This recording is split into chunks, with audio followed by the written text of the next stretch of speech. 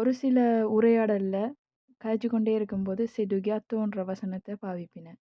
அவங்க சொன்னதுக்கு என்ன அர்த்தம்ன்னு யோசிச்சு பார்த்தா, அவங்க கேக்க பத்தி தான் கதைக்கிறாங்களா? அவங்க முதல்ல கதைச்ச கதைக்கும், கேக்குக்கும் சம்மந்தம் இருக்கான்னு யோசிச்சு பார்த்தா, சம்மந்தம் இருக்காது. அப்ப "C'est du gâteauண்டா என்ன உண்மையான அர்த்தம்? ஒரு விஷயம் நல்ல ஈஸி, எளிமையானது, எளிதானதுன்னு சொல்றதுக்காண்டி தான் இந்த "C'est du gâteauவ பாவிக்கிறவ. நல்ல ஈஸியா விளங்குற மாரி சொல்லப்போனா, ஒரு விஷயத்த செய்றது எனக்கு அல்வா சாப்பிடுற மாரி அவ்வளோ ஈஸின்னு சொல்லுவோம்ல. அதே மாதிரி தான் ஃப்ரெஞ்சுல வந்து அல்வாக்கு பதிலா கேக் யூஸ் பண்ணினேன். சில வசனங்கள் பார்ப்போம். "Mettre mes chaussures, c'est du gâteau. Mettre mes chaussures, c'est du gâteau." என்னோட செருப்ப போடுறதுன்றது எனக்கு ஈஸியான விஷயம். ஒரு கேக் சாப்பிடுற மாரி அவ்வளோ ஈஸி.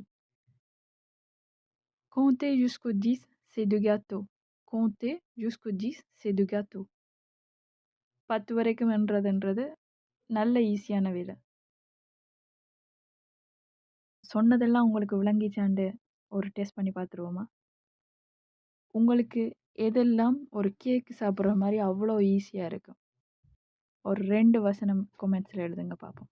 வேற ஒரு நல்ல வீடியோல சந்திப்போம். நன்றி. வணக்கம்.